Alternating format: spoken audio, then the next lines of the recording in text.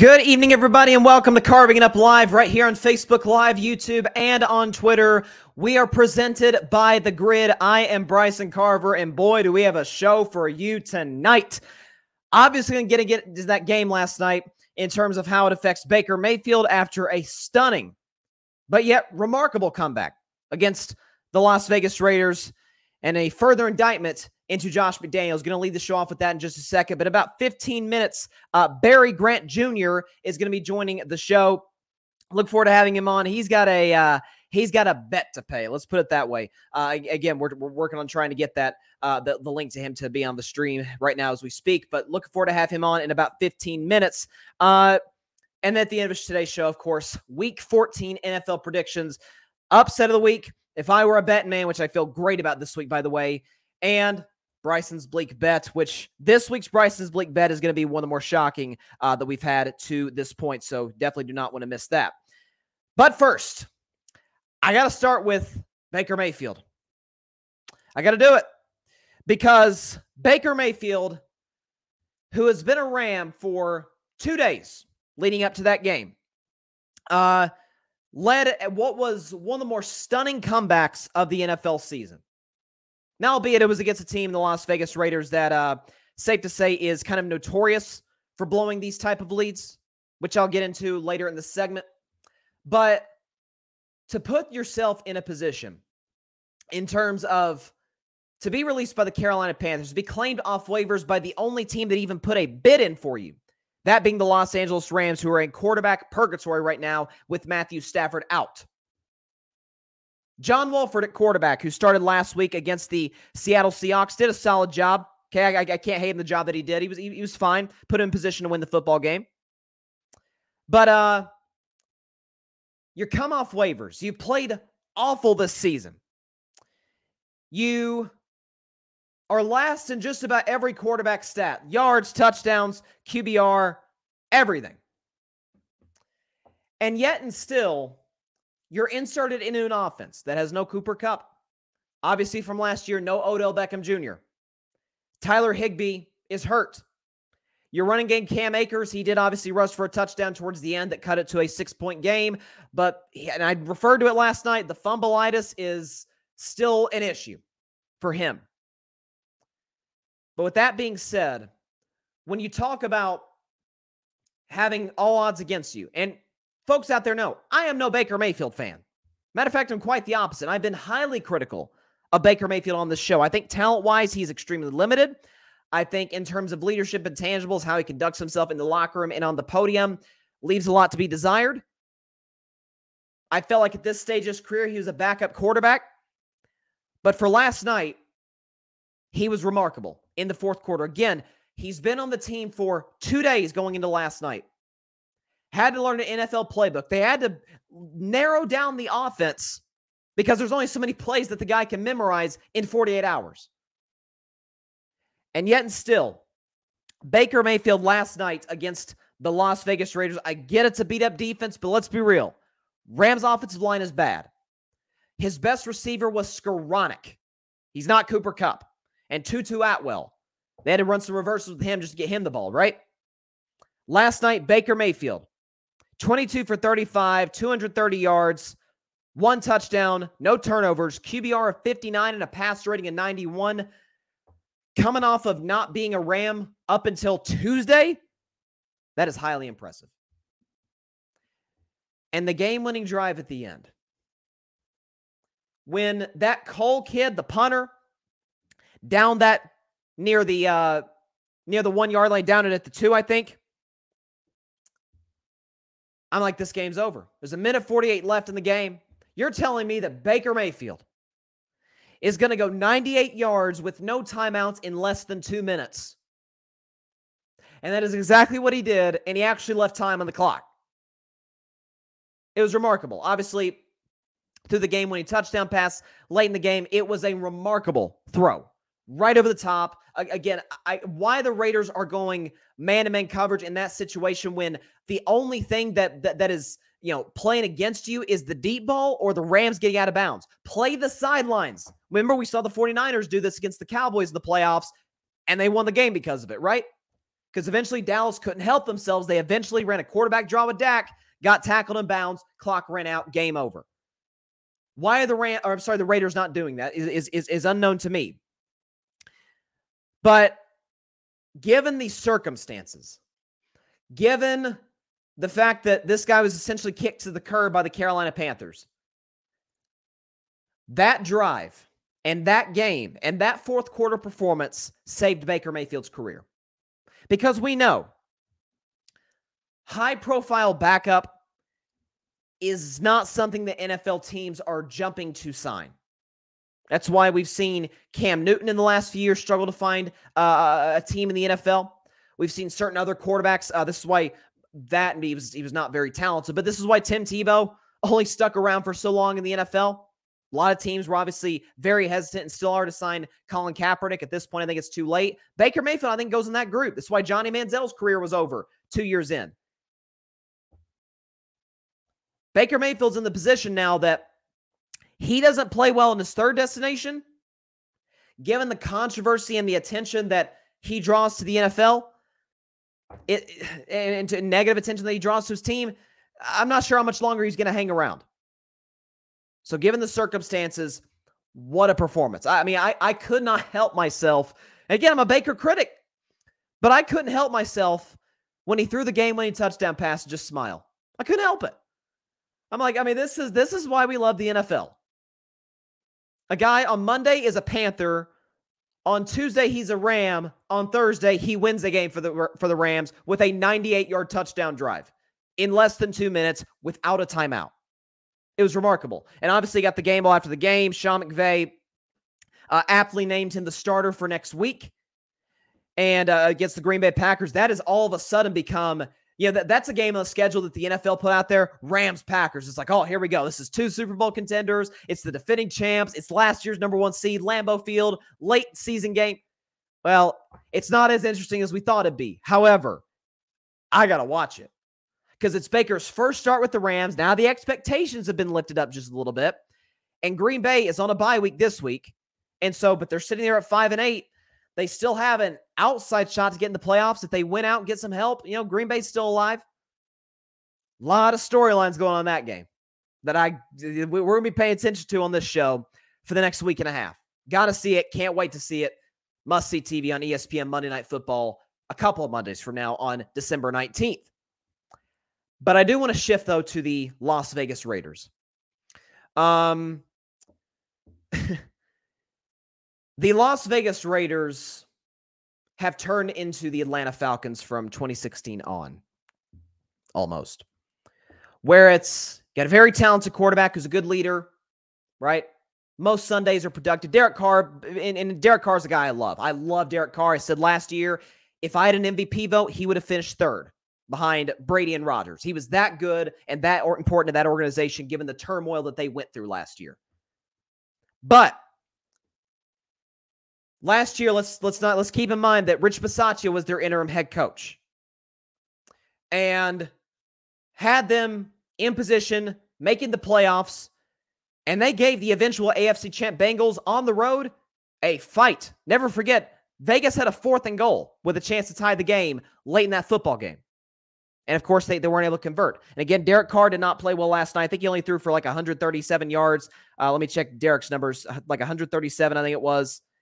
Yep, 11 for 20, so barely over 50% completion percentage. 2 picks, 1 awful interception in the red zone. It looked like the Raiders had a stranglehold on the game.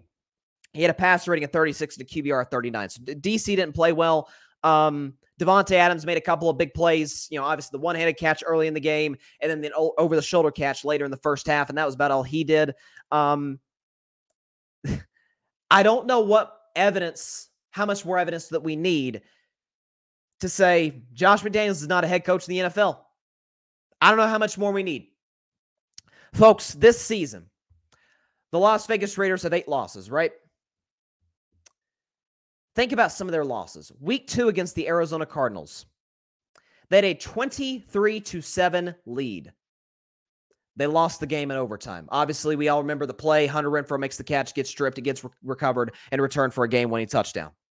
All right? A few weeks later, against the Kansas City Chiefs.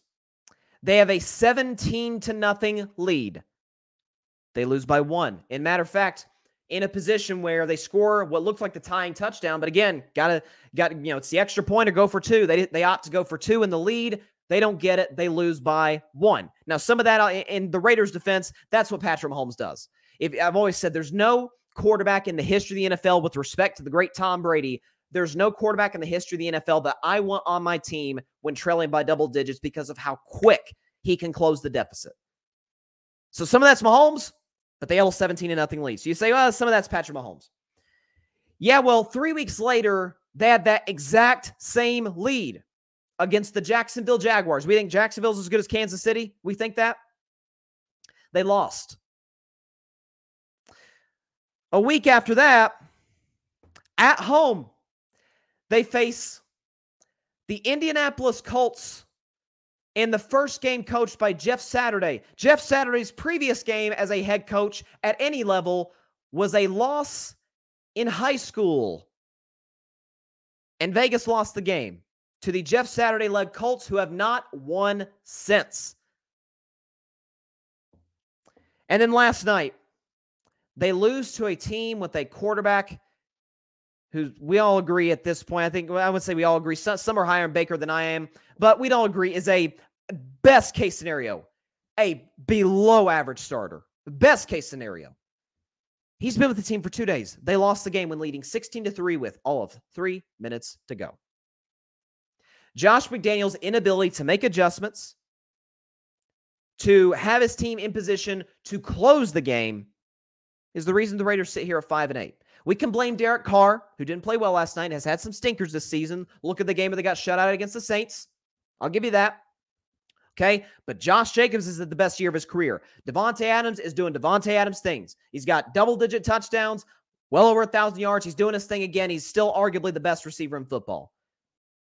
We can argue that Darren Waller is, has had injury issues. Well, that's always been the case, and that was the case last year. Raiders still won games without him. The defense that wasn't good last year extended Max Crosby, who we saw had a great night. I think he had 2 sacks. And then added Chandler Jones. We knew the back end wasn't good. It wasn't good last year. They won 10 games and got to the postseason. Who's the difference? I'm not sitting up here and saying that Rich Bisaccia is Kyle Shanahan, because he's not. But he had a better feel for the locker room. He did a better job of having his guys ready to play, not just the first half, but making the proper adjustments in the second half. And it goes back to my theory that I had this season, and we've seen a lot of examples of it, that we need to be really careful from here on out about hiring offensive coordinators who have Hall of Fame quarterbacks. Nathaniel Hackett with the Packers, how's he looking in Denver? Josh McDaniels, who had Tom Brady for 18 years combined, his first and second stint as the Patriots OC. By the way, in between those stints, he was a disaster in Denver. His first overall draft pick of his NFL head coaching career was Tim Tebow. How's he looking in Vegas with a very talented roster? Okay, what's his name? How Adam Gase look in the NFL? Had the great Peyton Manning. Hasn't panned out at all. I'm not saying every offensive coordinator of a great player can't work as a head coach in this league. But I'm going to be far more hesitant to hire those guys than I am a guy who, say, has a lot of experience in the NFL. I would not hire a guy like Kellen Moore before I would hire a John Fox or a Jim Caldwell. Guys who have been in the NFL, guys who have been to a Super Bowl. I've seen them work. Roll with those guys. And I understand there's a new wave of head coaches coming in the NFL. I understand that. But from here on out, owners need to be very, very careful about hiring an OC who has an all-time great quarterback, a guy who we all agree is going to be in the Hall of Fame one day as a head coach. Josh McDaniels, there's a lot of blame to go around. It's never only on one guy. It's a team sport, coaches, players, organization. It's a team game. But number one on the blame list without a question, is Josh McDaniels. To lose that game the way that they did and who they lost to, and again, credit to Baker Mayfield. Credit to Baker Mayfield, given the short time he's been a Ram and what he did last night. You cannot lose that game, especially with your playoff hopes right in the line, because had the Raiders won, they're 6-7. That's exactly where they were last year, and it's a great morale boost for the team. 4-game winning streak. They were 6-7 last year. Josh McDaniels, number one on the blame list, without a question. And there's a lot of great NFL games this weekend, by the way, Week 14, which I will predict later in the show. But I've been looking forward to this for a minute. I'm not going to lie to you guys. So earlier this year, I made a bet with my friend Barry Grant Jr. of the All Even podcast. Great show, by the way. Please check it out. It's on the grid. And he is a big USC Trojans fan. And by all accounts, USC had a very successful season. Double-digit wins, got to the Pac-12 title game. Caleb Williams is the best quarterback in the country and is going to be the number one pick in a year and a half. Lincoln Riley is a top 3 coach in college football, without a shadow of a doubt, and has changed the culture of that program. However, by the standards of the bet that I made with Barry, they did not have a successful season because we bet that whether or not the USC Trojans will make the college football playoff. He said yes, I said no. I, of course, won that. So the question is, what does the winner of the bet get? What we get is joy and laughter, what we all want in life. Now, how am I going to get this? Well, trust me, you're about to find out. So joining the show right now is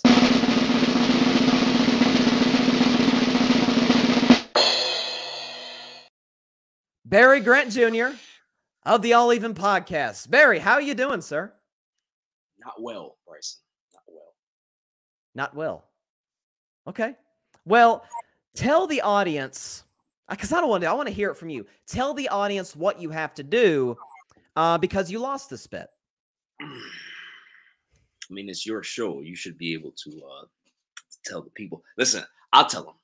Okay. I have to speak in a Southern accent. And it's got to be for by the way, about 2 minutes long, because for those of you who don't know, obviously Barry Grant Jr. from Queens, New York. I'm from East Tennessee. We obviously have very different accents. And so I lost a Dak Prescott bet earlier this year. I had to do a New York accent. It was terrible. I promise you, Barry, and to the audience that had to listen to that, it is improved. It will hopefully not be used in the near future, but at some point it will be used. Hear it. Some way, somehow. It's coming at some point, but not today. Not today. So 2 minutes on the clock. You can see the little time right there. The 18 minutes, 24 seconds right there in the top corner of the show. Can you see that? I can't. Okay. So as soon as I finish speaking, that is when the timer is going to start. So Barry, what is your reaction to the USC Trojans failing to qualify for the college football playoff? And tell me in your best Southern accent. Bryson, I am in pain. I can tell you right now I'm in pain. My Trojans had a great year. Great year. A lot of good stuff that happened. However, you lose to the Utes. Now, I just want to know, what the heck is a Ute? What is a Ute? We've beaten everybody else in the Pac-12 except for Utah. And what bothers me about this is that I was this close, Bryson. This close. This close. So for me today, it's very painful. Very, very, very painful. You know, I had to go check my oil in my car today. And the guy asked me why I look so sad. And I said, I lost the bet. I lost the big bet. I got to pay that debt with this bet. So, yeah, Bryson, you are the man today. You get Southern Sauce, Barry Grant Jr. on your show. You know, he may make an appearance every once in a while. But today, Southern Sauce is here. That was highly impressive, sir. I have to give you, I'm gonna give that a 7 out of 10. That's not bad. That's not bad. That's not bad. That's not bad. Let's see. I think I just I got a text from my mother. She said the only thing missing was a y'all in that soliloquy of yours. So listen, but you know what? I appreciate you. You manned up. You lost the bet, and you took it like a man. You went on the show. And you listen, you did your best Southern accent. I'm not gonna lie. I'm very proud of you, sir. I'm very proud of you. I'm a man of my word, Bryson. Yes, you are. I will embarrass myself for my friends. I have no problem. There you go. There you go. So hopefully Southern Barry Grant Jr. And by the way, for those out there watching or listening, I finished the year 2-1 versus Barry and bets. Just throwing that out there. Hope to improve on that record in 2023. I have to get out of this hole. I have to. You need to. You're in too deep now. Yeah. You're in too deep now. So, but you're obviously here to talk some sports as well. So obviously we're in week 14 of the NFL season. By this point, we know who the pretenders and contenders are for the most part. We know who sucks. We know who's great. Let's start with your Dallas Cowboys, who sit here at 9-3, still a solid shot possibly to win the NFC East. Obviously, a lot of it's going to come down to that Christmas Eve battle against the Eagles.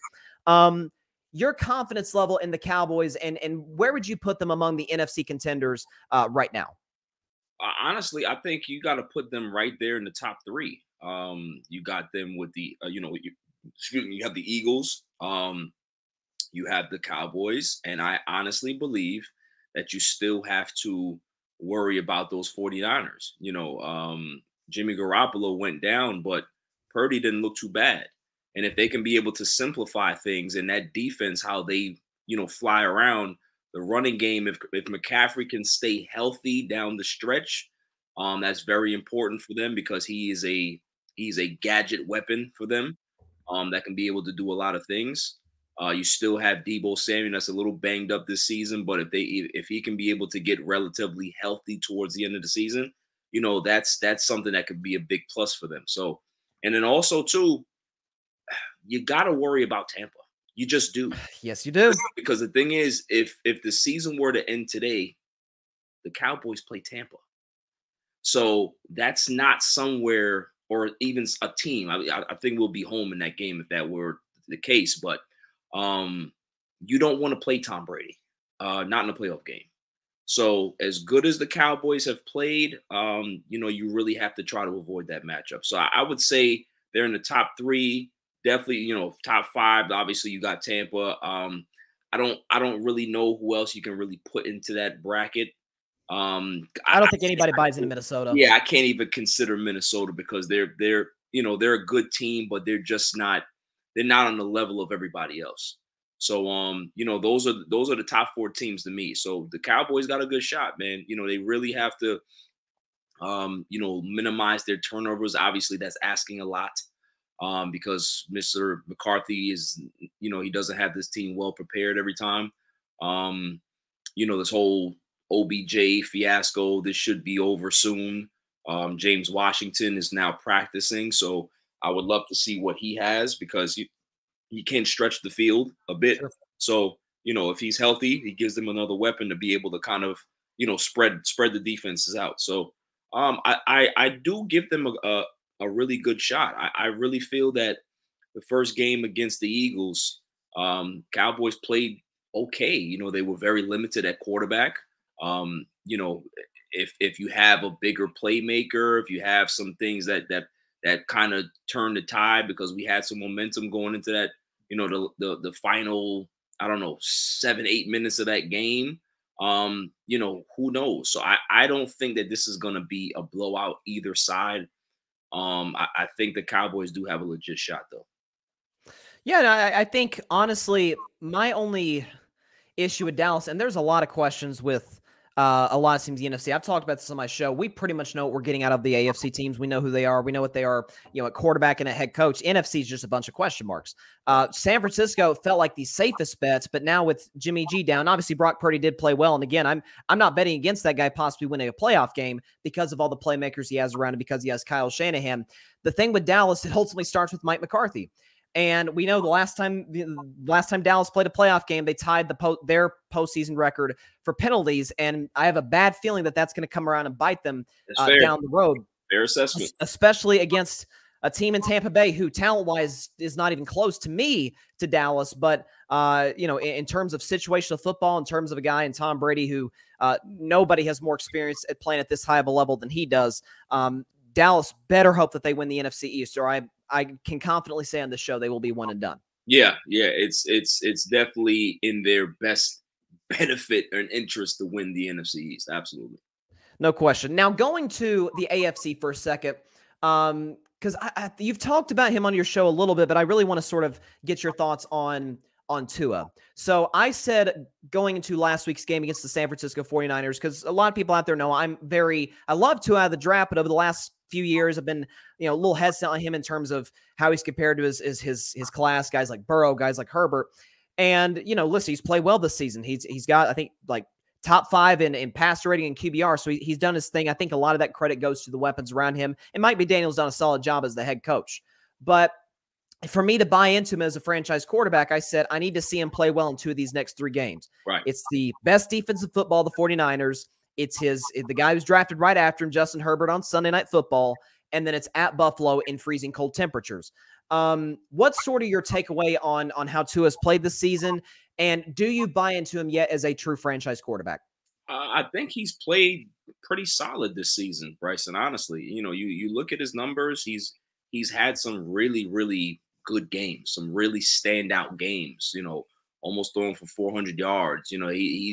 He's had some solid games, but there is some question marks there when you do play a fast defense that can be able to kind of rush his progression a little bit. We saw him struggle against the Niners. So, I need to see it maybe a year, one more year or 2, just to be on this, to say, okay, he's legit. 1 year doesn't make you good. It just makes people aware of you now. You have to repeat that, and you have to repeat it again so people know that it's just not a fluke. So, as good as he's been, the weapons have been very good this year. Jalen Waddle's a little banged up, but Tyreek Hill has been as advertised. Yeah. And, the defense is not looking too bad as well. And shouts to Mike McDaniel. He's done a really good job with that team. He's exactly what they needed, I guess. But when you have a lot of talent, it's very easy to kind of manipulate that talent. But in regards to going back to your question about Tua, I need to see it probably another year or 2, honestly. Okay. No, that's fair. And our grid teammate, Alfred Parsar Jr. Of the Rocket Fuel Jets podcast, shout out to Alfred. He says Tua is fortunate to have Hill and Waddle. There's no question, especially when you consider that Waddle is on his rookie deal. So they're not having to pay him anything right now. Possibly 2 years down the road, that could become more of a conversation. But again, sort of in terms of the intangible, I think Tua is outstanding. I think he's a hard worker. He's a good teammate, very coachable. And obviously on the field, he's extremely accurate. That's his, number one sort of strength on the field. My issue has been, can he play from behind against an elite defense in bad weather in the postseason? Because we'll get to see that this year, because in all likelihood, Buffalo is going to win that division and Tua is going to have to go on the road. And again, I've always used the Bill Parcells rule of grading quarterbacks. Like by year 3, if you're still not quite sure, then you need to move on. Yeah. Well, Tua has helped his case without a question this year, and so he buys himself another year, as you sort of mentioned there. So we'll see what happens. Now, I did also want to get your thoughts. The MVP race is really interesting right now because there's a lot of folks that say, Jalen Hurts, how he's played. He's done a remarkable job with Philadelphia. Patrick Mahomes, who's obviously leading the Kansas City Chiefs to possibly, again, the best record in the AFC. And other guys, people mentioned Allen Burrow, who to me, in terms of value, most valuable player, however you want to coin it or phrase it, who to me is your favorite? Who do you is your favorite right now? Good. Who are you talking about? I got distracted upstairs. MVP. You got Jalen Hurts. You got obviously Patrick Mahomes. I think honestly, you have to give Hurts the nod, Bryson. You really do. As good as they've been playing this season. I mean, think about what they looked like last year, right? Think about what he looked like last year. He's made such strides to improve his accuracy, to improve his pocket awareness, to not be so, reliant on his legs all the time, to really stand there and deliver the ball. He's worked hard.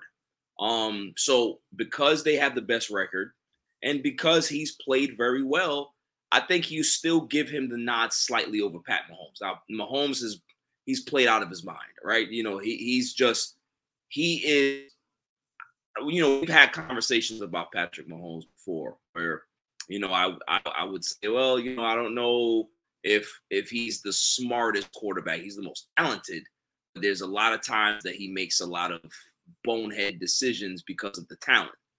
I'm not seeing that anymore. And what I've seen is a guy that doesn't have that much real natural talent around him, and he's still making that team great.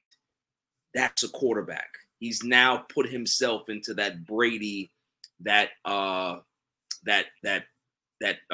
Peyton Manning mold that you can be able to, build wide receivers. You can create wide receivers. You can build a team. As long as you got that guy and you got some talent on that outside, he'll be able to take you up to another level. So it's a tight race, but I will slightly give the nod to Jalen Hurts, and that pains me to say.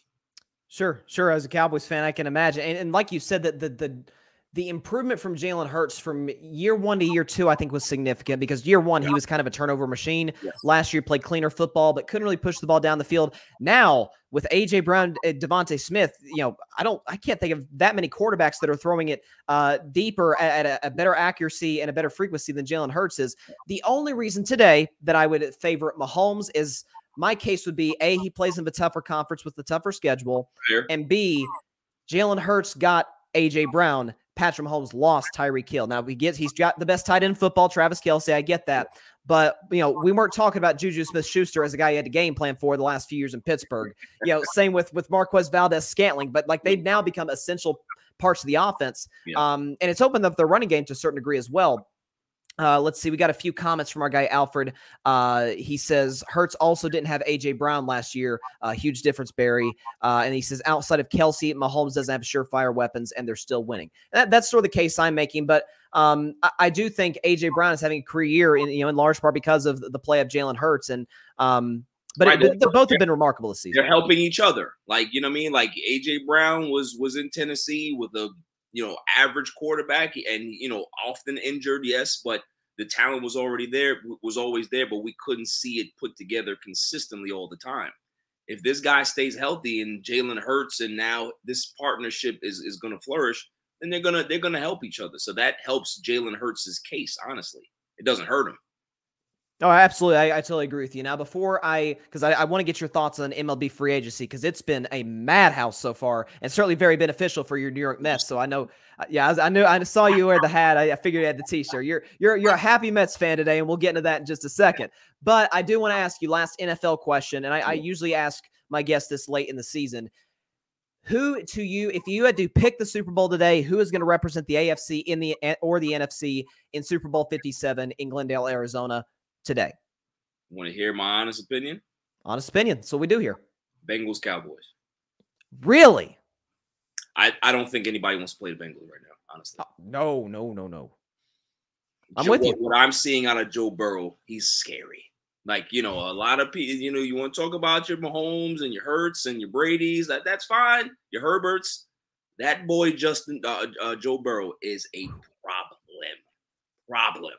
So I can see them making another run. It's all matchups, right? If they get the right matchup, obviously they're going to be on the road the whole time. But we'll see. We'll see what happens, man. We'll see what happens. But I like Bengals, Cowboys, man. So you're saying that Dak Prescott is going to outduel Tom Brady to get to the Super Bowl. That is not an opinion that I thought would come from you. I think the defense is going to outduel. Oh, that's what it is. Super Bowl, yeah. That's what it is. Okay. Little Dak shade there, of course, as always. All right, so to MLB free agency, which of course has made you very happy so far. And our guy Alfred Parcell Jr., by the way, he is also a Mets fan. After, of course, a disappointing finish to the year in the wild card round against San Diego, Mr. Cohen has rebounded big time in the offseason. So talk about from a Mets perspective in terms of obviously adding Justin Verlander, being able to bring in a guy like David Robinson as a huge reliever. Talk about the job that the Mets have done in free agency thus far. I think we've done outside of what the Padres have done, Whew. I think the Mets are the winners of the winter meetings for so far, and they're not done. When you can be able to add a Jose Quintana, you can be able to add Robertson, you can be able to make a trade for Brooks Raley. There's so many things that they've done, such quiet moves, and that's why I kind of respect Billy Epler, is that I call him a shark, because you don't know where he's going to come from, but then he'll strike.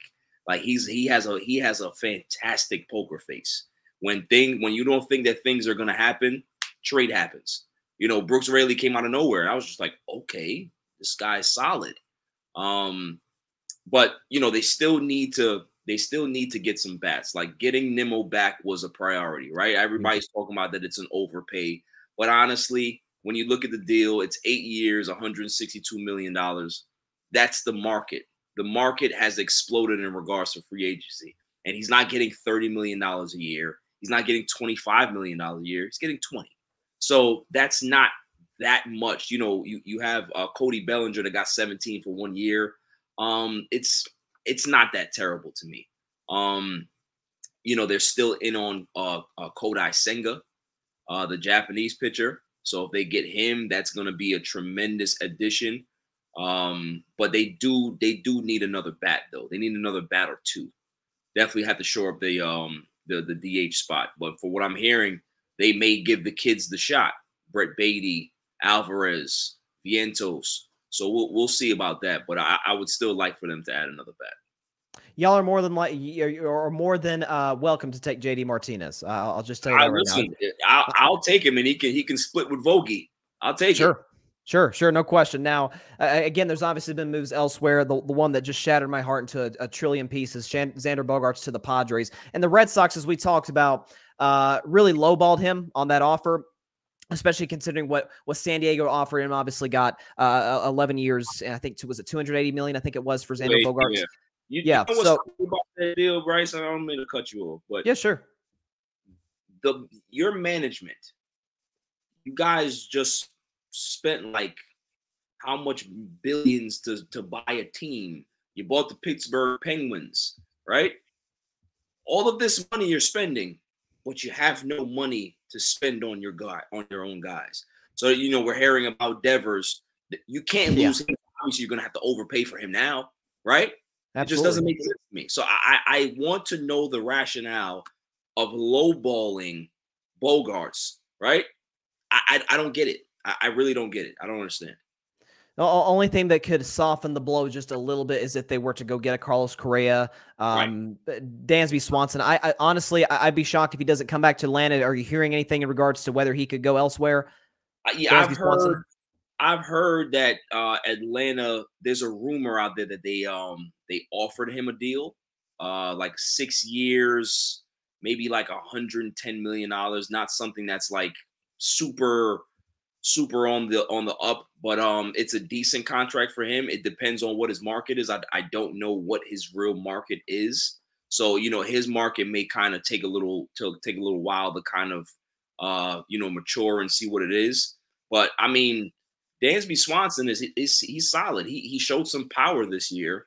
So, you know, he's not just a great defender. If he can be able to show that type of pop where he can hit 20 plus home runs a season, which he did last year, by the way. Exactly. So, you know, that's something that he didn't show previous years. So if he can continue to do that, then his value definitely goes up.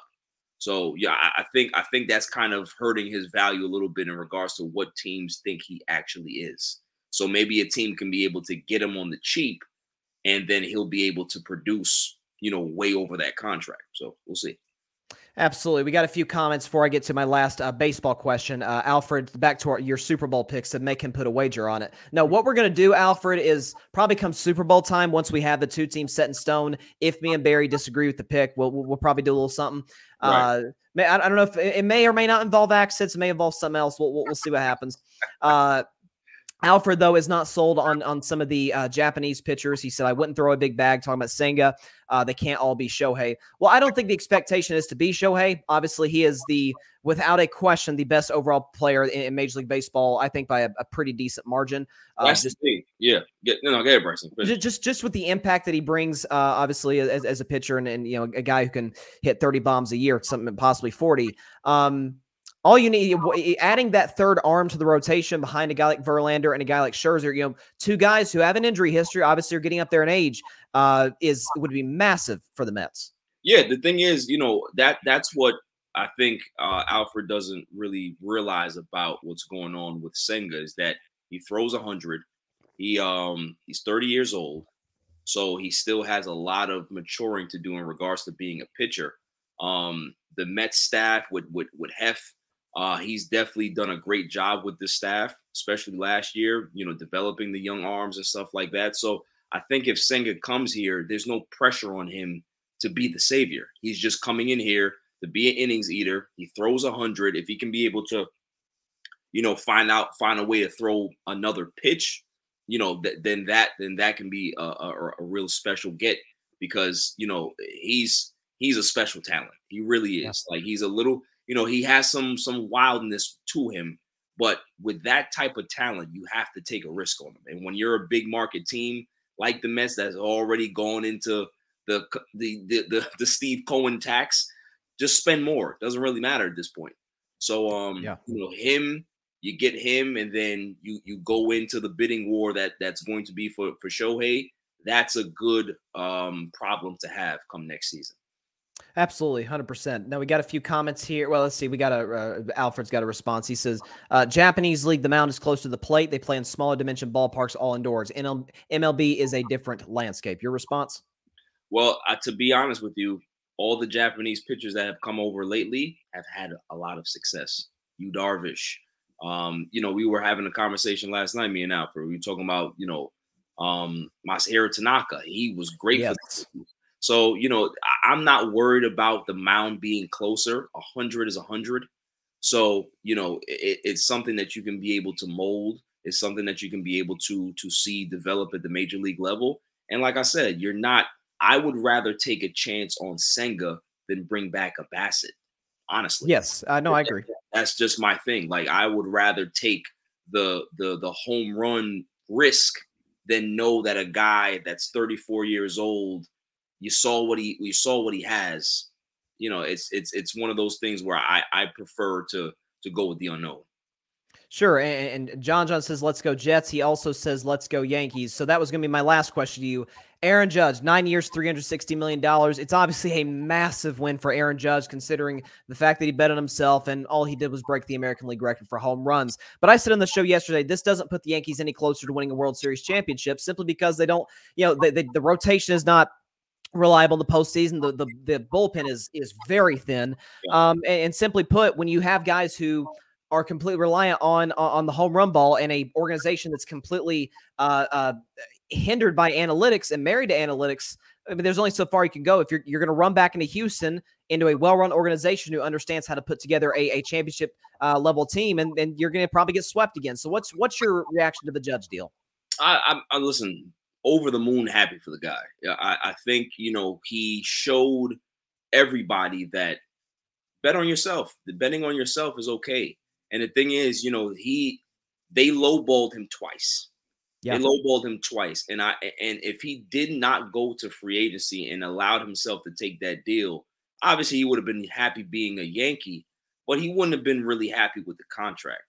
And the San Francisco Giants, the San Diego Padres forced the Yankees' hand and forced Hal's hand to say, okay, Cash, I don't think that what you're saying, you know, in regards to these analytic things makes sense. We can't lose this guy. So it doesn't matter how much we have to pay, because a lot of people, I've heard fans, I've heard analysts talk about, oh, the length of the contract is too much. If you win a World Series out of those 9 years, what does it matter? Yeah. It doesn't matter. You're not paying for the back end of the deal. You're paying for the years that he's going to be productive from age 32 to about 35, 36, hopefully. You know, he may end up slowing down, you know, at those ages, but that's what you're paying for. And if you can be able to capitalize on that 4 or 5 year window of the contract and win a World Series, it doesn't really matter. It doesn't, like, you're paying for a guy that he's going to be the next captain. The last two captains were who? Derek Jeter and Don Mattingly. They don't throw around that C often with the Yankees. It's a big deal. The judges' chambers, he's a franchise player. He's the big dog in New York. He's the best player in New York right now since DeGrom left. So there was no way that you had that you weren't going to retain him.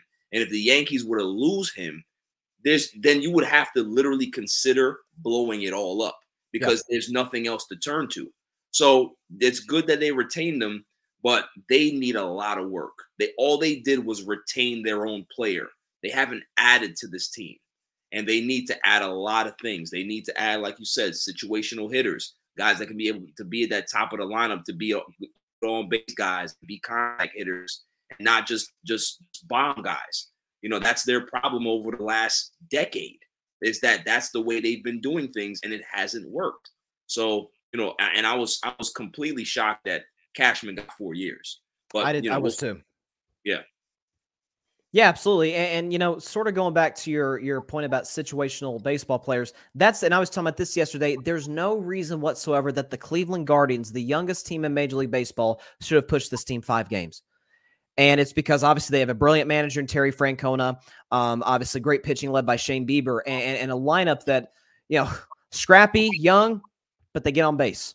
That's right. And that's what the Yankees struggled to do mightily, obviously, in the very next series against the Houston Astros, who have great pitching, who have, obviously, you know, great defense. We have a couple of comments here from Alfred. He said Judge's contracts will be the equivalent of Pujols on the Angels. You pay him that money in the hopes that he produces more early on. And he says the Yankees' Achilles heels pitching. Cole and Cortez become ghosts in the postseason. 100%. And I've always been critical of Garrett Cole. Is he an ace? No question. But is he at the level that I think everybody tries to elevate him to because of the years in Houston and ever since he's been in New York? No, I don't think he is. Well, the thing is, too, is that name 5 pitchers on your hand right now that are consistently postseason dynamos. You really can't. You really can't. That's fair. It's year to year. It's just like a bullpen. One year your bullpen can be lights out with the same unit. The next year they can't find the strike zone. So it's about trusting the guys, see if they can be able to produce, and having a strong pitching staff all together to be able to supplement and help those guys. If you do find your starting pitching is struggling, you can turn to your bullpen early. So it really comes down to how good your manager is, and the Yankees really don't have that. Right. So you know, they have a lot of issues that they have to address. You know, Carlos Correa is on their radar. He may be able to mask some stuff, but they still have a lot of work to do. 100%. And listen, we got a comment here from John. See, just being mean. That's just mean, John. He says, "Where are the Red Sox at? We're at best 4th place in the American League East, and I don't want to talk about it." Okay, do you feel like you got to make my day worse? Okay. If we retain Xander Bogaerts, at least give us an outside shot to maybe claim a wild card spot. Right. Those days are over unless we do something major in free agency. So I thank you for that very good reminder, John. He said, Alfred says Guardians were supposed to be a rebuilding team in 2022 and push the Yankees. It was unreal. Charlie Morton never pitched in the postseason. He didn't thrive in. That's fair. No, obviously, remember that run with Houston, obviously the trash can Astros as we look back at them now. And sort of my thing with Garrett Cole is you talked about consistency. It's a year-to-year thing. He consistently underperforms. Like it's almost like what we saw with Kershaw for a long time up until 2020, where – you know, obviously puts up great regular season numbers, a sub-3 ERA, a lot of strikeouts, but you know, you're concerned about whether or not he can get outs against the best lineups in October. So again, we'll have to see how it plays out for the Yankees moving forward. A couple of basketball questions. So your Lakers in an interesting spot right now. So they got off to obviously a terrible start, 2-10. You move Russell Westbrook to the bench, and Anthony Davis, up until he left the Cavs game with flu-like symptoms, was playing arguably the best basketballs of his career. Where do you think the Lakers are at right now in terms of where they stack up at the West? Because right now, obviously, my Warriors sit at 13-13. Mavericks have been disappointing, but there's a lot of shrug, you know, in the West. What's your take on the Lakers? What's that? Lot of hodgepodge in the West. Yeah, no, there is. It's, there's no team that has impressed me in the Western Conference as of yet. Everybody's just kind of jumbled up together. So Lakers have a good chance as any to be able to, make the top 6 and not be in the play-in tournament. But it all comes down to Rob Pelinka. That's I've seen good things out of Darvin Ham. He still has a lot of work to do. He's still a rookie coach and makes mistakes, but the players love him. The players play for him. But Rob Pelinka is the problem.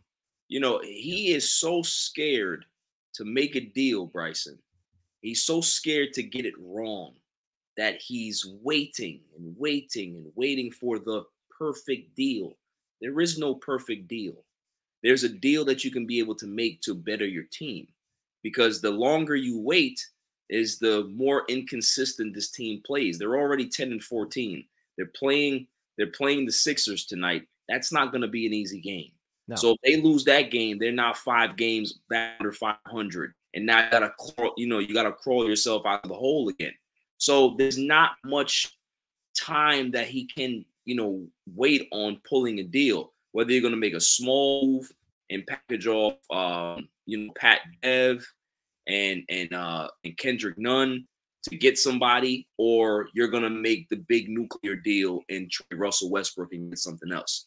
So, they have to do something. As good as Russ played, I think what it does now, it gives teams around the league confidence that they can be able to trade for a guy, have him come off the bench. He can flourish with their second unit, and also possibly have another contract after this. So the Lakers kind of lucked out with Russ playing well with the second unit, and it allows them to have some flexibility with the trade. But what is Rob going to do? That's the question. That's the big question. So I really don't know what to make of the Lakers. Honestly, I don't. It's hard. Yeah, Lonnie Walker has been fabulous. Oh, he has. But the problem with the Lakers is that you're going to lose Lonnie Walker. You're going to lose him because he's playing so well. Some team is going to give him a big contract. You have to pay Austin Reeves because you didn't give him a 3-year deal. You gave him a 2-year deal. It's the same thing that they keep making these mistakes in regards to their unsigned, undrafted rookies. You got to give them 3 years. Don't give them 2 years. Talk to your free agents and say, hey, we need to take back a little bit of money so we can be able to give to the young boy. And I'm sure that they would understand that, but they're not doing that. So Rob Pelinka has made a mess of this entire roster. And it's only by the grace of the basketball guys that they're actually 10-14. So it's not his doing, it's the players. Absolutely. We got a few comments here.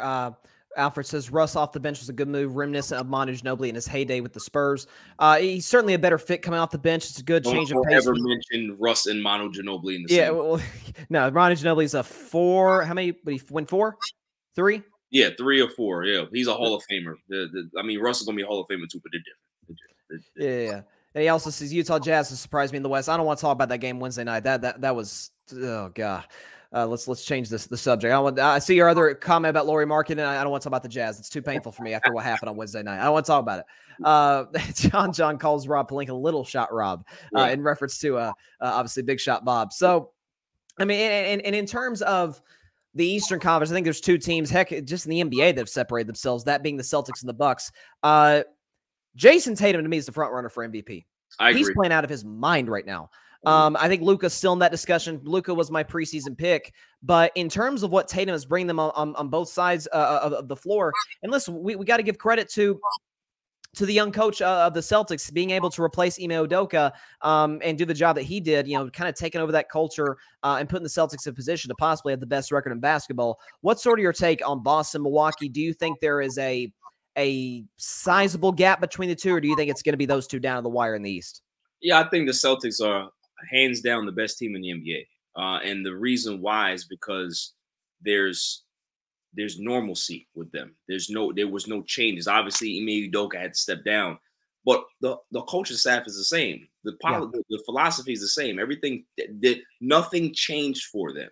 You know what I mean? Obviously, that's a big time leader that you're missing, but those assistant coaches put in a lot of work as well. So you're seeing the fruits of their labor in regards to how good they're playing. Malcolm Brogdon, I knew that when they got him, that was going to be a problem. Yep. And I think a lot of people around the NBA, even people who follow the NBA or who are analysts or pundits or whatever it is, they kind of didn't speak about that move a lot because why? Brogdon was often hurt. But let's keep it real. Brogdon was still. Can we imagine if Brogdon was still a Buck? Oh my gosh! And yeah, they were clearing away favorites to be the particular defensive lineup that they would put out there with Brook Lopez and Giannis and Middleton. And come on now, Bobby Portis. Bobby Portis. So Brogdon fits right in with that culture. They're a nasty team. They're nasty defensively. They can shoot the outside shot. They would have been even better if Danilo didn't hurt himself. So, this team is built to win a championship. I don't know what teams are going to be able to stand in their way. Honestly, the Bucks are good. Yes, the Bucks are solid. The Bucks are, they're an institution in the Eastern Conference. But I think the Celtics are they're just hands down the best team in the league. It's not even close. It's not even close. No, I agree with you. I do think, listen, it's a long NBA season. It's going to correct itself. We're going to start to see some teams in the West. I think teams like Golden State, Memphis are going to get their act together. I think Dallas got hot the second half of last season. So I have no reason to believe that this year won't be the same, although they are missing Jalen Brunson, who's played pretty well for the New York Knicks this year. But I think in terms of, again, both sides of the floor, Jaylen Brown, by the way, is listen, if he's not an all-star this year, I don't know if the guy's ever going to make it because of how well he's playing. And by the way, you mentioned Danilo Gallinari, and that's obviously a significant loss. They still don't have Robert Williams back. So bringing back a guy who blocks 3 shots a game, that is going to be a massive get for them. And they're going to be, last year in the playoffs, it was never whether they could score, whether they could obviously get stops at the defensive end. Turnovers killed them. So if they clean that up, that is a hard out. Let's see a few comments here before we let you out of here, Barry. Let's see. Alfred says Celtics hands down with an interim coach deserve a lot of credit. He said for those players to play under 2 head coaches in 2 seasons and keep up the same level of play is amazing. And he says Brogdon is the only 10-point per game rookie of the year in history. Yeah, I remember that. I thought Embiid should have gotten it that year, even though he didn't play that many games. But Brogdon has obviously been a great X factor for the Boston Celtics. So I'm proud of you. You came on the show. You paid the bet. Obviously, it's funny that you're on the show today because recently I got a little something in the mail that reminded me of the last bet you lost. Take a look at this bad boy. Look at that. For the audience, come on, baby. Come on now. Look at this. That's all right. You ain't getting another one this year. You want to place a bet on that? What are we betting? What are we betting? I'm serious. I don't know, man. We have to think about it, but I can guarantee you guys are not getting another. We get back-to-back second time. That's what we do. So we do in Golden State. We're gonna get this thing corrected, all right? Let me shut my mouth because there's times where I'm a jinx, so I'm gonna just shut up. I got the best player in the world. Okay, I'm gonna make. We're gonna make it happen. That's fair. That's what I'm saying. All right, Barry Grant Jr. Before we get out of here, for those that are living under a rock, tell people where to find your show.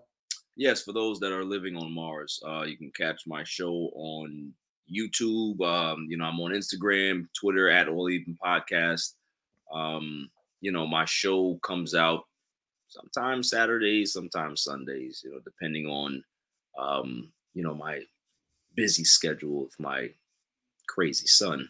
But yeah, it's going to be a lot of fun. This week's show has a lot of content coming. So, I me, I like to play the villain card, man. So it's going to be very interesting. Going to be a lot of fun though. So, definitely look out for that. So yeah, pretty much. I'm proud of you, buddy.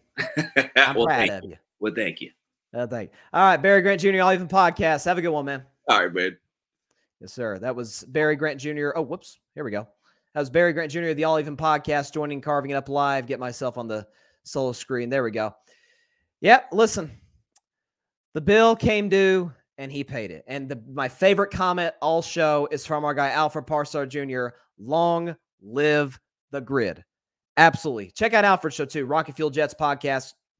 on the grid. Barry's show, All Even Podcast, that is on the grid. So listen, we've got all kinds of content on there. That was one of my favorite segments that we've done this year.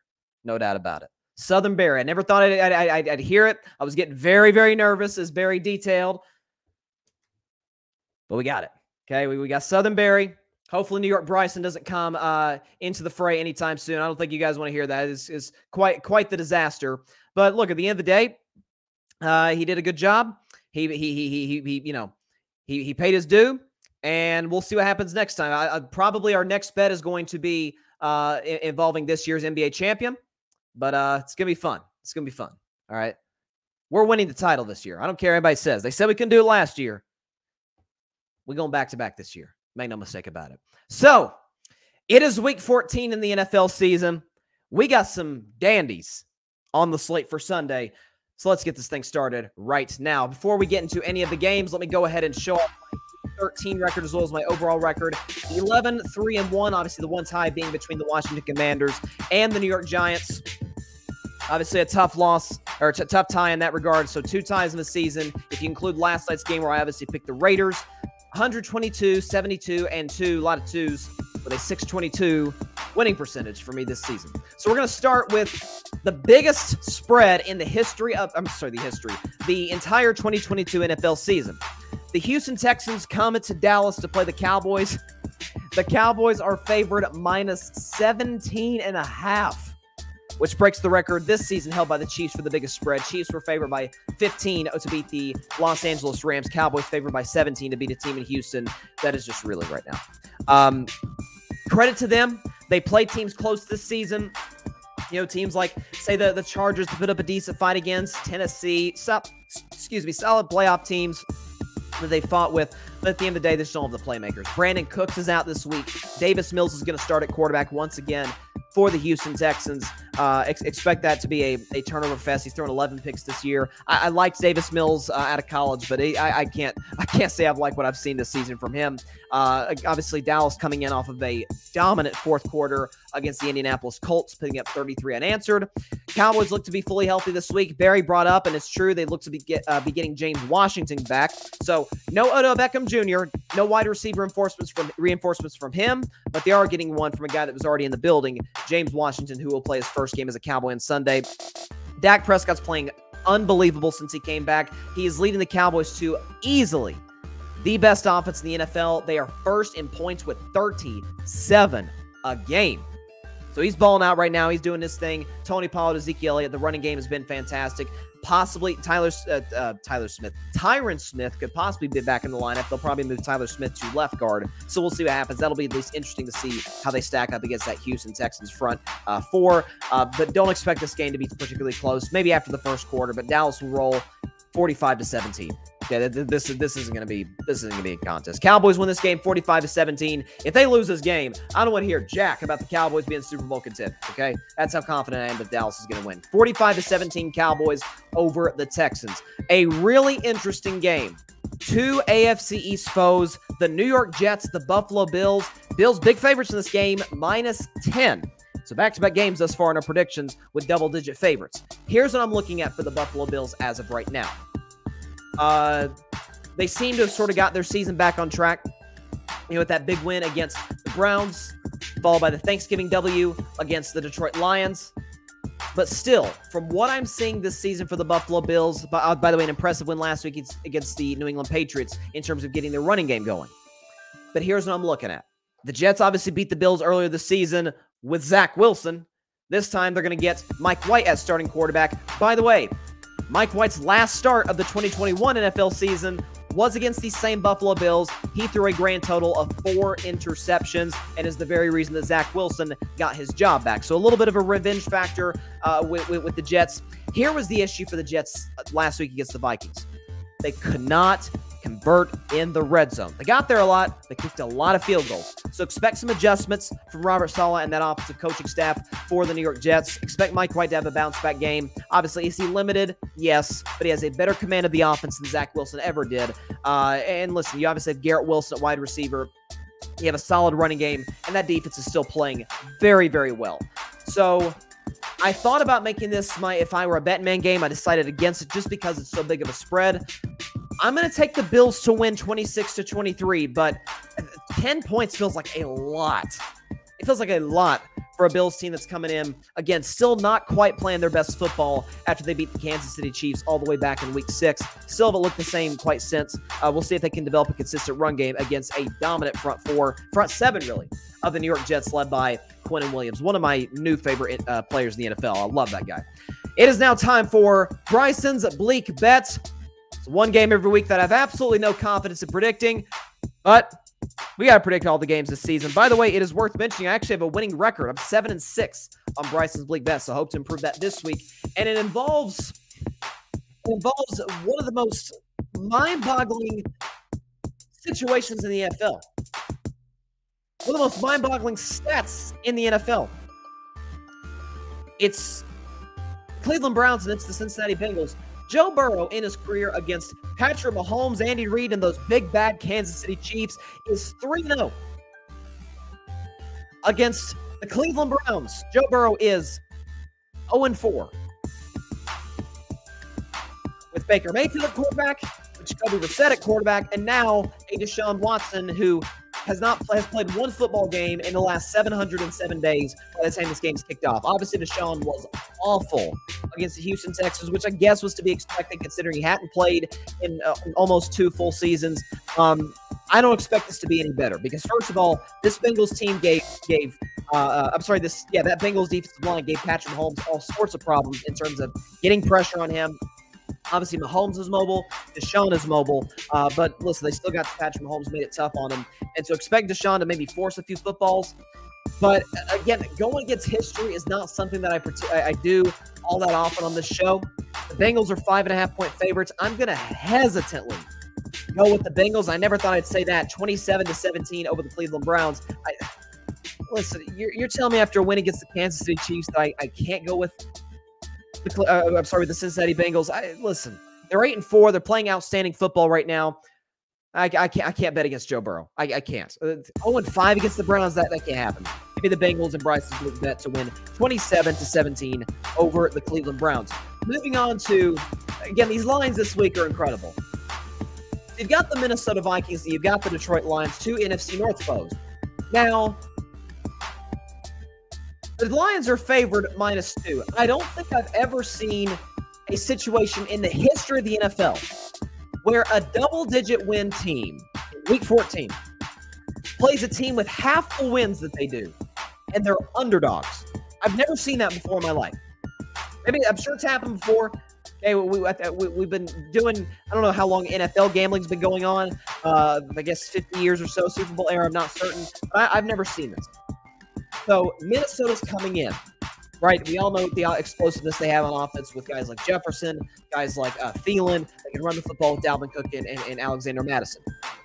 And Irv Smith is a good tight end, along with obviously T.J. Hawkinson, who still hasn't quite built the rapport with Kirk Cousins, but expect it to happen in this game. And expect a lot of points in this game.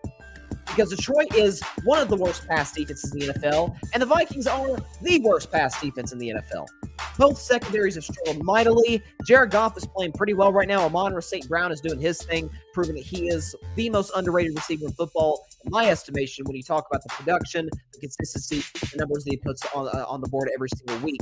DeAndre Swift has done his thing. Jamal Williams leading the NFL in rushing touchdowns. Folks, it's going to be a lot of points. Expect that.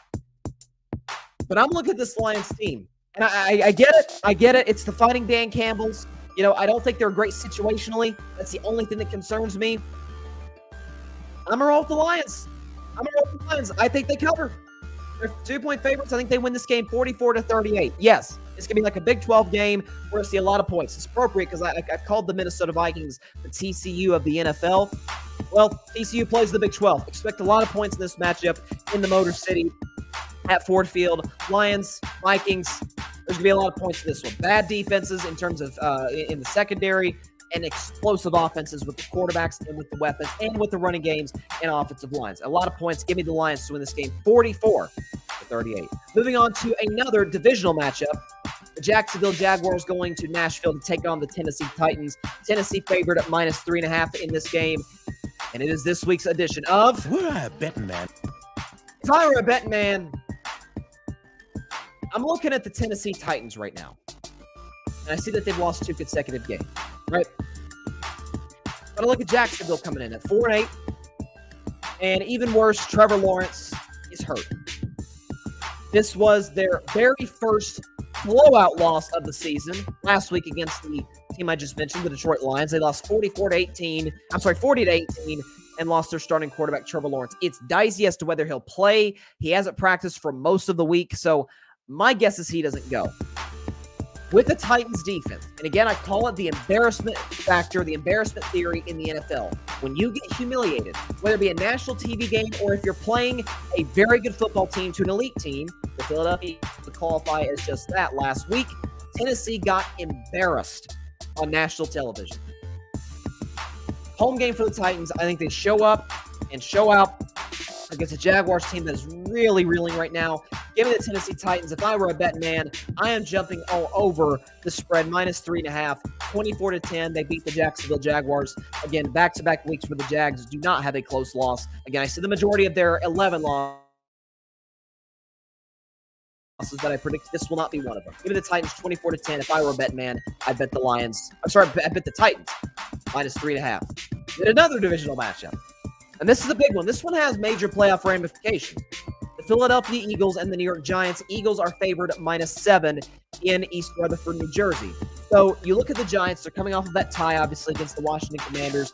Daniel Jones has not played well in the last 3 games, be it against teams like the Lions, the Cowboys, and then last week, obviously, against the Commanders. Daniel Jones has not played well whatsoever. He's turned the football over. He's been a little erratic. And again, Saquon Barkley is questionable to play in this game. So you've got the injury concern. You've got a Giants defense that's played as well as it possibly could. But when you don't have an offense that can back you up, that's an issue. A lot of people put this game sort of on upset alert because Philadelphia is on the road, sure, but they know they're better than the Giants by a pretty comfortable margin. They know that they're in a position where they just be a very good football team badly, that being the Tennessee Titans. And so, maybe they underestimate the Giants. The Giants are sort of in a desperation type, win-now situation where they lose this one and their playoff chances are absolutely in jeopardy. We have teams in the NFC competing for wildcard spots like the Seahawks, like the aforementioned Commanders. This is a big game for the New York Giants, but I think at the end of the day, talent wins out. Dable maybe coaches them to keep it close for a while, but I think eventually Jalen Hurts does his thing. He's played remarkable this season. The Giants secondary has really struggled since the loss of James Bradbury this offseason. And he goes back to New York to play his old team, by the way. Give me the Eagles to win this game and cover the 7-point spread at 31-17 over the New York Giants. Eagles win 31-17 and go to 12-1. Okay, Philadelphia is in a position where just don't lose any other games except maybe the Dallas game, and you've got the number 1 seed. That's all Philly's got to worry about. Just don't lose to anybody outside of Dallas, and you're good.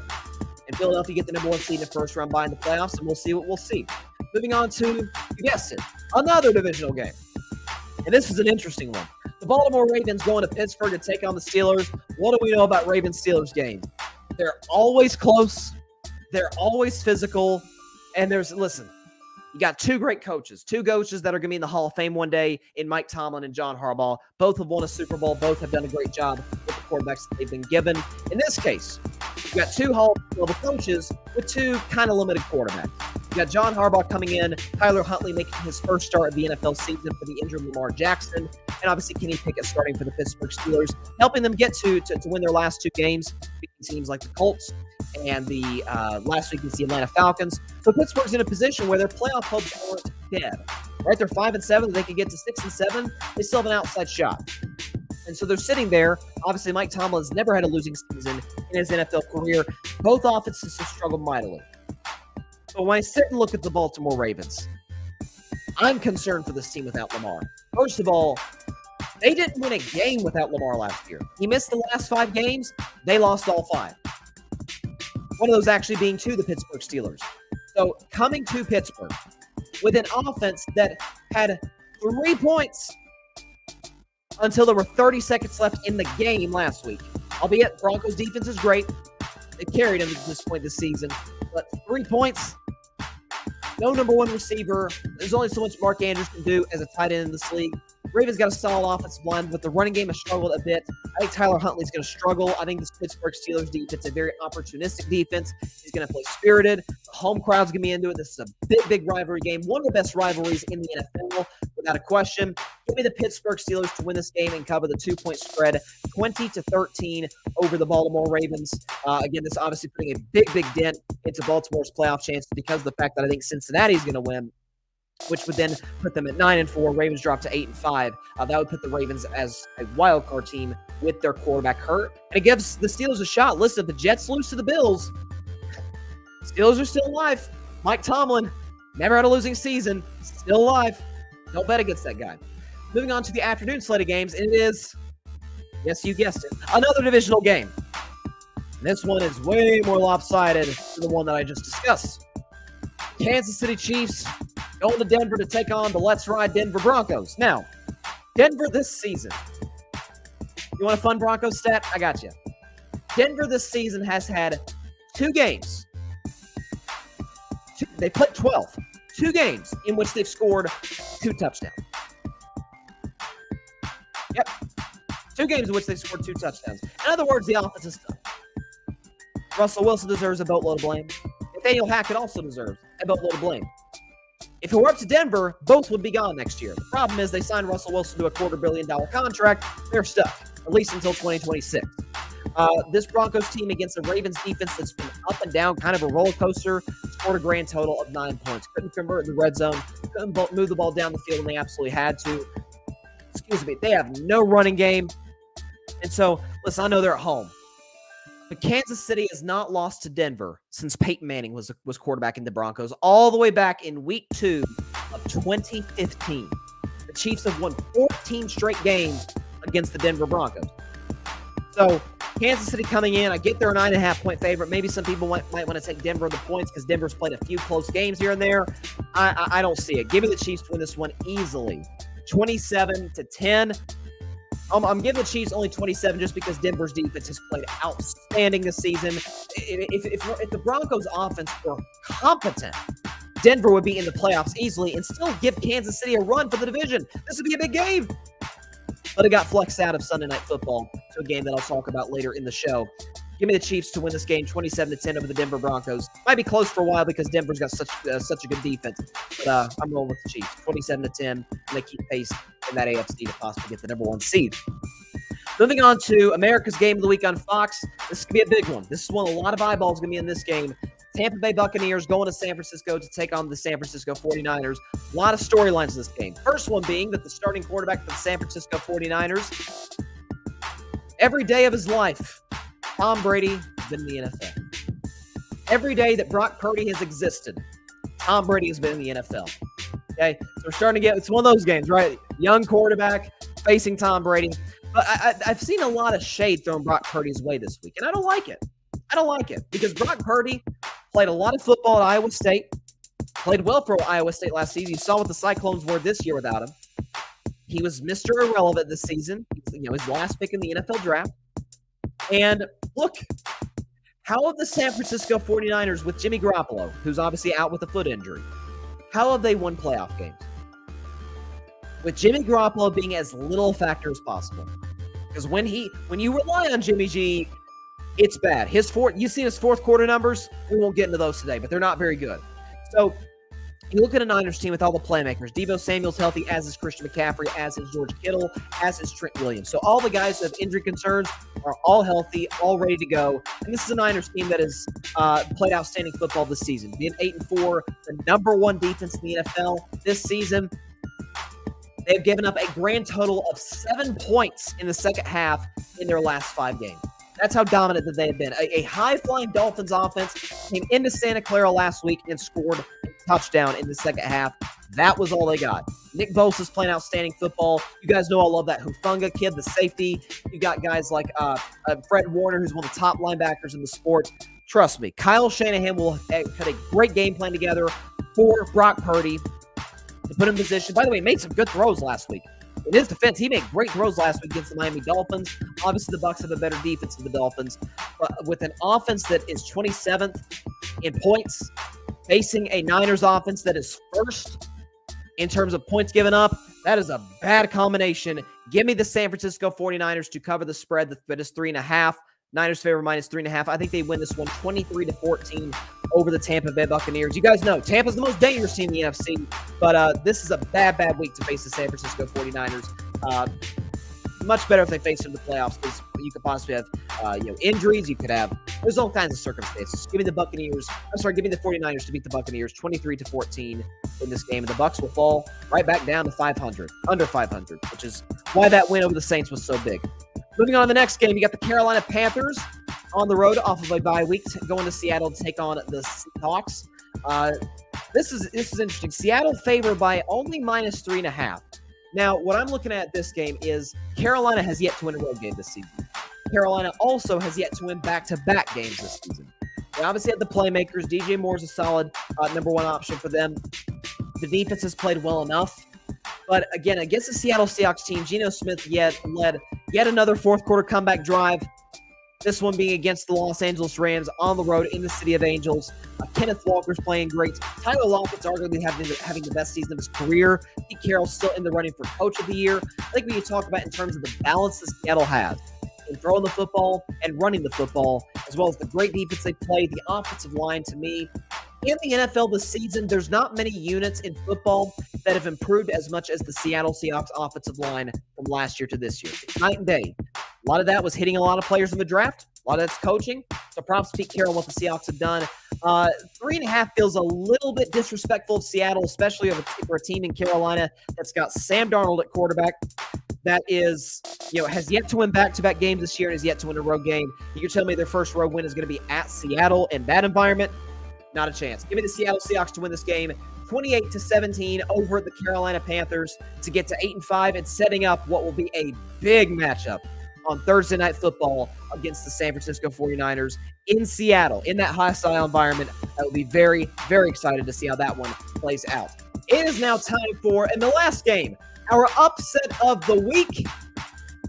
Give me the Los Angeles Chargers to beat the Miami Dolphins 30-24 in LA on Sunday Night Football. Miami, a 3-point favorite. Give me the Chargers, not just the points. I don't care about the points. They're going to win the game straight up. Here's why.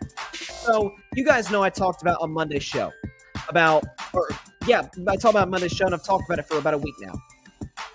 I'm still not sold on Tua Tagovailoa as a franchise quarterback. I've been very clear about that this season. It's easy to put up big numbers when you're facing terrible defenses like the Bears and the Texans and the Lions. It's easy to put up big numbers then, especially when you got Tyreek Hill, Jalen Waddle, and Mike Gesicki.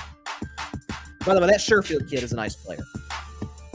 It's different when you go last week against the best defense in football, and we saw what Tua was. He was not very good. He had 3 turnovers in the second half, and outside of one drive, could not move the ball down the field.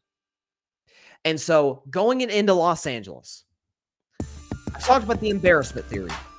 There's also the desperate theory. And that is where the Chargers are at right now, folks. They're 6-6. They lost to the Las Vegas Raiders. You saw the Raiders last night blew a 16-3 lead to Baker Mayfield on the road. Chargers are going to be at home.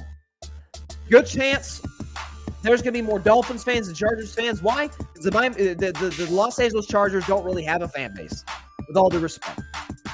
Justin Herbert is still playing good football this year, and this is the hyped up game. It's the 5th overall pick in 2020, Tua Tagovailoa, versus the 6th overall pick in 2020, Justin Herbert. You guys know I have been a Herbert guy since day one on the show for the last 2.5 years. I said he'd be the best quarterback coming out of that draft. That has obviously proven to be Joe Burrow, but Justin Herbert has more than held his into the bargain in terms of at least giving himself an opportunity to be in that discussion. Tua has not. One season does not make you, as Barry Grant Jr. talked about on the show earlier today. Mike Williams comes back from injury. That's a big, big gain for the Los Angeles Chargers. And keep in mind, this Miami defense against good offense this season has not played well. They gave up, 42 to Baltimore? They'd given up last week, I think it was 27, I think it was, to the San Francisco 49ers. This defense has struggled. Bradley Chubb has not lived up to what they thought he would be when they obviously got him in that trade with the Denver Broncos. In my upset of the week, Sunday Night Football, I'm a Herbert guy. And I'm going to roll with Herbert. 30-24. I don't care about the points. I don't care about the 3.5 point spread. Give me the Chargers to win this game straight up. Straight up. Give me the Chargers. It's going to be interesting games this week. Okay. I usually have a week, hope going into Friday's show that I have at least a chance to go undefeated in my picks. No chance of that happening this week, obviously, because I picked the Raiders. But very, very interesting slate of games that we've got on tap. Let's see if there's anything going on in the NFL or Major League Baseball. Okay, so Adam Schefter, he always does his tweet on Friday talking about players that are already out on Sunday. They include Hayden Hurst, Nico Collins, Brandon Cooks, Derek Stingley, Anthony Brown, Danico Autry, Christian Fulton, David Long, Treylon Burks, Cortland Sutton, Reggie Gilliam, Jordan Phillips, and Jimmy Garoppolo. Okay, so all definitely for their teams, important players, important losses, certainly for those teams not having those guys be able to suit up for Sunday. And the games are on Sunday, by the way, are much better than they're going to be on Monday. I dread having to pick that game. In case you're wondering, it's the New England Patriots and the Arizona Cardinals. Two quarterbacks I'm not high on. Two coaches that, frankly, I'm not high on. Two rosters that aren't great. It's not going to be fun. It's not. I do not anticipate this being an instant classic. Let's put it that way. All right, that is all the time we have for today's show. Appreciate everybody stopping by as always. Thanks to Barry Grant Jr. of the All Even Podcast. Listen, he lost the bet with me about USC. All right, but by the way, make no mistake about it. Chargers are going to be back next year. Lincoln Riley's coming back. Caleb Williams is coming back. The best coach, quarterback combo easily in the country. It's going to be a problem. So listen, USC is going to be back, but I said they're going to get in the playoff numerous times under Lincoln Riley. Just not year one. But the fact that they were in the discussion literally until the last week is a credit to how good of a coach he is and how good of a quarterback that he has. And the recruiting is going to help them without a question. So thanks to Barry. I'm definitely going to get that Southern clip onto YouTube and on all social media platforms. So definitely stay tuned for that. For those of you that missed it, I am very sorry to hear that, and we'll get that on all social media platforms. So be sure to like, share, comment, and hit that big red subscribe button. Take 2 seconds out of your day. Subscribe to Carving It Up. Also hit the notification bell. Get a notification anytime that we go live, upload a video, upload a YouTube short, anything. And also be sure to subscribe to The Grid. That is right, the Grid Podcast Network. GRYD, the Grid Network, where I'm at, Barry's at. Alfred, you saw, he was commenting on the show from the Rocket Fuel Jets podcast. Check out that show. Check out Alfred on there. Patrick Brown, Chaotic Sports Podcast. Cowboys Camp Fan Podcast. You've got Ryan Flowers on Clutch Sports Talk. Amazing content creators, great shows. Please go check that stuff out on The Grid, which is also where you can listen to my show on Apple Podcasts, Spotify, iHeartRadio, Google Podcasts, as well as wherever you listen to your podcast. We got a great weekend of sports. World Cup tomorrow. Definitely be watching France and England. I'm pulling for France because they helped us win the Revolutionary War. Thank you to France. All right, shout out to those guys. Hope they win the game against England tomorrow morning. Definitely gonna be paying attention to that. By the way, what a match earlier today with Argentina. Wow, World Cup's been crazy. Have a great weekend, everybody. Enjoy your soccer. Enjoy football. Have a great weekend. Stay safe. God bless you all. Peace out. That Southern drawl, baby. Thanks so much for watching the show on YouTube. Be sure to click that big red subscribe button and go check out the other clips and full shows of Carving It Up Live. Have a blessed day.